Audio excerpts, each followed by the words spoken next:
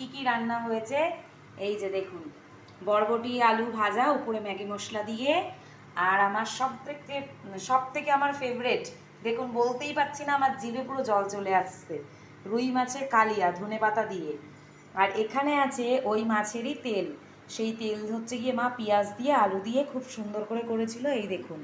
আর ভাই একটু বেরিয়েছিল, ওর দরকারে কাজে গেছিলো, আমশি এনেছে, আলু কাবলি নিয়ে এসছে। এখানে হচ্ছে সোনুর খাবার পুরো রেডি, মাছ দিয়ে পেঁপে সেদ্ধ দিয়ে ঝোল করে দিয়েছে।